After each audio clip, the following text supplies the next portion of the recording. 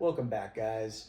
So, throughout the years, I know there has been some debate and discussions, even some fan videos made as to whether any of the Power Ranger seasons are directly related or connected to the Mystic Knights of Tirnanog.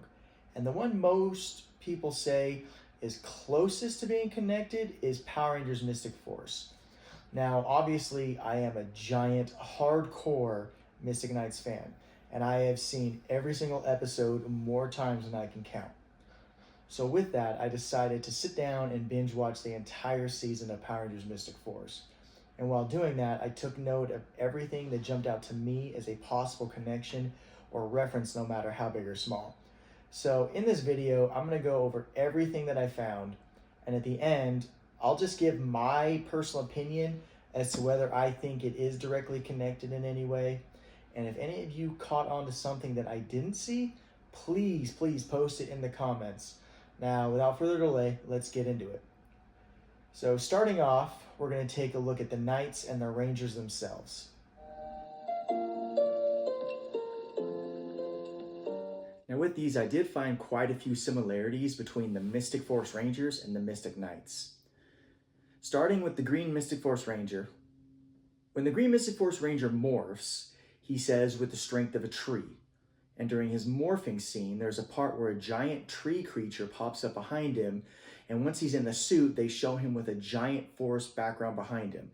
It's bright, it's green, there's trees, all sorts of stuff behind him, very foresty. Now, this is very similar to Garrett the Forest Knight, who when transforming says, "Forest before me," and when he transforms, he has a bunch of forest colors and leaves and all that stuff blowing around him. Again, foresty. On top of that, their weapons are very similar as well. The mystic weapons of Garrett the Forest Knight are the twin timber axes, which he uses to transform. He can also shoot blasts out of them, and the Green Mystic Force Ranger can turn his Magistaff into an axe, which he can also shoot blasts from. Next up, we've got the Blue Mystic Force Ranger. With this one, there wasn't too much similarity between the two, other than the fact that the Blue Ranger and the Blue Mystic Knight are both water-based. And the things they say before morphing somewhat sound alike. When the Blue Ranger morphs, she says, "As fluid as the sea." And the Blue Mystic Knight says, "Water around me," when he transforms. So like I said, with this one, other than the fact that they're both water-based, there really isn't that much similarity. Now onto the Yellow Mystic Force Ranger. This one was quite interesting for me because the Yellow Ranger does have similarities, but at the same time, he's kind of like a Mystic Knight's Easter egg for something that we never got. First off, he turns his Magistaff into a crossbow, similar to Deirdre's whirlwind crossbow. But when he morphs, he says, "as fast as lightning." Now, for those who don't know, there was going to be a Mystic Knight of Lightning named Liam for the canceled second season called Mystic Knights Battle Thunder. And I'm actually planning on doing an entire video literally on just the second season, what was supposed to happen, what we were supposed to get, and everything I was able to find. Up next, we've got the Red Mystic Force Ranger. Now with this one, I actually have quite a bit to say with what I found when it comes to the Red Ranger. But for this part, I'm just going to stick with the morphing, the weapons, and the attributes. And I'm going to get into the rest later on in this video because there is a lot to get into.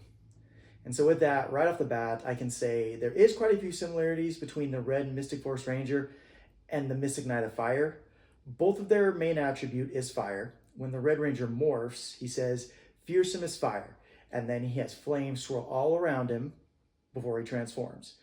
When Rowan transforms, he says, "Fire within me," and after he has a flash of light and then also has flames cover his entire body, and then he transforms. And on top of that, both of them have a sword that can use fire abilities. Lastly, we have the Pink Mystic Force Ranger. The Pink Mystic Force Ranger actually has different types of Mystic Knight similarities. When she morphs, she says, "ever-changing as the wind." And after she's done morphing, she has a pink whirlwind forming behind her, which is obviously very close to Deirdre, the Mystic Knight of Air. Before she transforms, she says, "Air above me," as well as using wind attacks from her whirlwind crossbow. And on top of that, the other similarity I found to the Mystic Knights is the fact that she has a lot to do with fairies, which is obviously a very, very big part of the Mystic Knights show. Now following after the Pink Ranger, Fairies are a huge part of the Mystic Knights of Tir na Og, starting off with the fairy Aideen, who is not only a consistent companion of the Mystic Knights, but also, in my opinion, is one of the only reasons the Mystic Knights actually ever survive, because she always finds a way to save them or get them help. Not to mention, she had quite a big crush on Rowan. And opposite of her, you have the Dark Fairy Mitre, who helps the evil Queen Maeve try to destroy the Mystic Knights and take over the land of Kells. And on top of that, he is always trying to take over the throne of Tir na Og from King Vinbarr, King of the Little People. Power Rangers Mystic Force does seem to put some importance on fairies, definitely not as much as Mystic Knight does. But one of the main examples is the Pink Mystic Ranger.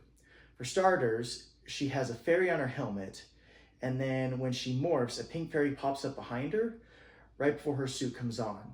She also has pink fairy wings that she uses as weapons throughout the show. So use them to blow wind-blasted enemies, and in one of the episodes, she even uses fairy dust to save the red, blue, and green ranger from a monster. Now, there is one fairy in the show, and she's not small like Aideen. She's the size of a regular human, but with big pink fairy wings. And she does pop up every now and then in a few episodes throughout the season, but she's basically just a background character.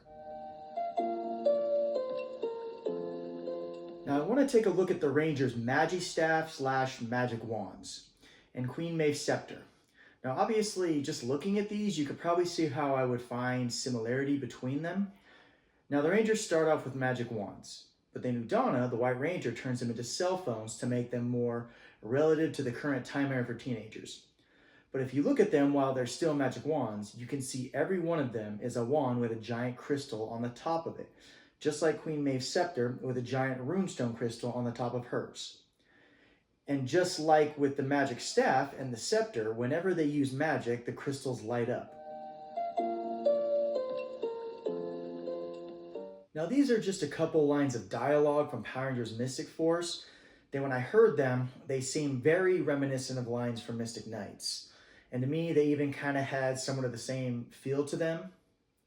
In one of the episodes, Udana is talking to the Pink and Yellow Ranger, and she tells them, real heroes are born in the face of real danger. To me, that sounded a lot like when Rowan was talking to Angus while he was getting ready to fight the Rock Wolf to get his armor. Rowan tells him, fear is the companion of those who do great deeds. In another episode, Nick says the line, they need a dragon to fight a dragon. So they summon their Dragon Zord to fight the dragon monster that they were battling in the episode. Just like in Mystic Knights, when Tyrone is awakened, Deirdre says, we need a dragon to fight a dragon. And they try to summon Pyre, but he's chained up because the spell that released the chains from Tyrone put them on Pyre. But then Pyre is eventually freed, and they do battle dragon to dragon. Now I saved the craziest ones for the end, and they all predominantly have to do with the Red Ranger.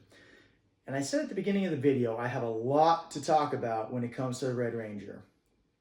Now in my opinion, these ones coming up seem to start crossing the line from being very similar and possibly connected to more so being copies. In Mystic Knights, there's the ancient scroll of legend that the druid Kahad shows Rowan that's supposed to lead them to the warrior Draganta. But it's only one half of the scroll, so they have to go on the quest to Tir na Og to get the other half to be able to find him. In Mystic Force, they get an ancient scroll that's supposed to lead them to Fireheart, or the egg that contains Fireheart. But in a struggle with the enemy, the scroll gets ripped in two. But they eventually do figure out a way to read the scroll by using a mirror, but both of them have an ancient scroll that at some point is two separate pieces that is supposed to lead them to something very, very important. And in Mystic Knights, with the ancient scroll, there's a prophecy that states, a mortal without lineage, marked with the brand of destiny, shall discover the warrior Draganta, who will save Kells and bring peace to the land for 100 lifetimes. And towards the end of the season of Mystic Force, Udana is talking about Nick defeating the enemy and says, born of magical blood would have the power and potential to stop their evil domination. So on top of the scrolls, it sounds like they both have a type of prophecy about them.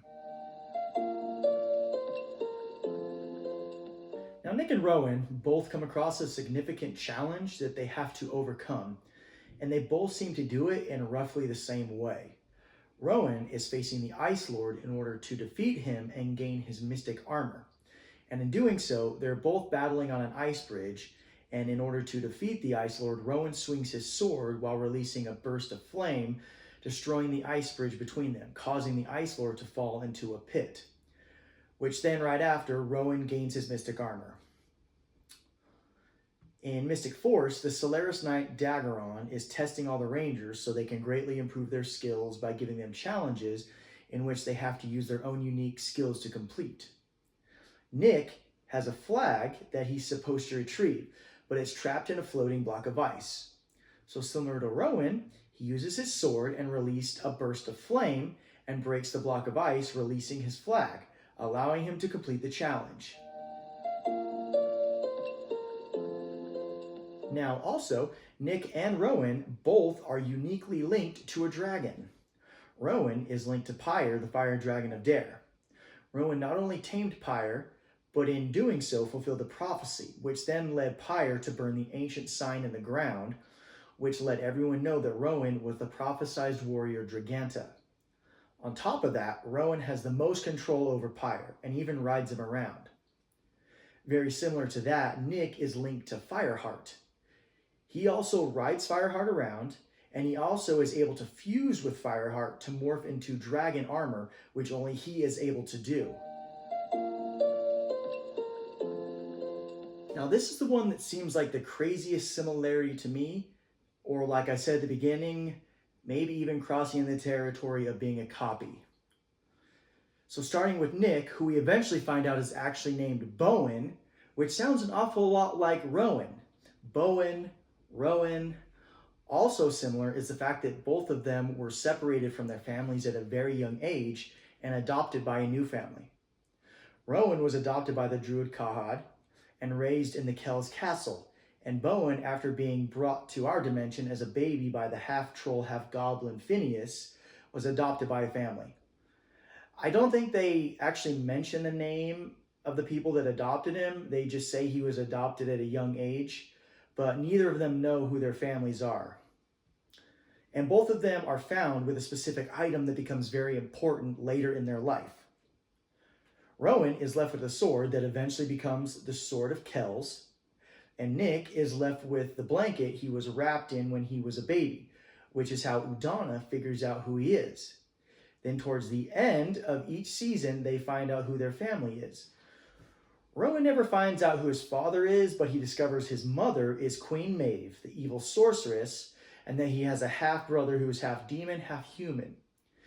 Nick finds out that his mother is Udana, the good sorcerer / White Ranger, and his father is Korag, the evil knight, who then gets turned back into Lianbo. Now, so in my opinion, do I think that Mystic Force is connected or in the same universe as Mystic Knights? No, I do not. And I'm going to show you the biggest reasons why I think that. And I want to make one thing clear. I am not talking crap on Power Rangers at all with this. I love the Power Rangers. I was there in the beginning. I remember seeing the first trailer when it aired, and I remember watching it when it first aired in the mornings before I went to school. And some people don't remember or even know that it first aired in the mornings. And then once it got really popular, started airing in the afternoon. Mystic Knights just really spoke to me, and I've been in love with that show ever since. And it's always had like a unique place in my heart. With that, I honestly think a lot of ideas and material were taken from Mystic Knights to help make Mystic Force. Now, the two big reasons why I think that it's not connected would be, one, Rita Repulsa. Power Rangers is notorious for always finding a way to throw in clear, obvious hints and indications that they're all pretty much connected in some way. And in Mystic Force, that would be Rita. I mean, at the end of the season, they mention the Mystic Mother, and you find out that it's actually Rita, and they make sure you definitely know it's her. They make her talk about headaches. She mentions that she's good, which is a reference to the Z-Wave that happened in Power Rangers in Space, when Andros destroyed Zordon's energy tube, and it sent a wave across the galaxy, turning bad guys into good guys, which was the Z-Wave. She even refers to her place as a palace, which is another reference to her moon palace. So there's clear, obvious references there for being connected to the rest of Power Rangers. Now, I will say there was a perfect opportunity that I caught where they could have very easily made it very clear whether they were connected to Mystic Knights or not. And this was during a scene where Daggeron was training Chip, the Yellow Mystic Ranger. And they're climbing up a mountain, and Chip clearly asks him, "So you're going to train me to be a real knight?" Which would basically make him a Mystic Knight. And I mean, yeah, you can play around with the wording saying it would be Mystic Force Knight or Mystic Force Ranger Knight, but essentially he would be a Mystic Knight. But it's never said. Now, the last thing I want to say on this is that if they wanted to have them be connected, I personally think that the best way they could do this is with the portals. Now, they never go into full extent of what the portals can do. You just see that they can go from one realm or dimension to another. And as you saw, Bowen/Nick was taken through a portal from his realm, and in the Mystic Knights, in the episode Lugad's Challenge, Rowan fights against Lugad in a sacred area. And the Druid Kahad points out a flaming circle on the floor in the part of the room and says, "No matter what you do, you must not enter the circle. It is the Chukdane." I think I'm pronouncing that right. The Chukdane, the sacred grave of the ancients. And while battling, they inevitably fall into it. And it looks like it transports them to another realm or dimension. And when they're in there, you can see a galaxy spinning in the background and shooting stars all over the place. So it appears that the flaming circle is a portal as well. But like I said, they never go into full extent about what they're capable of. So we don't know if they go to different dimensions or even different places in time. But that was my opinion on all this. Thank you guys again for watching. And until next time, as Kahad would say, may God protect you.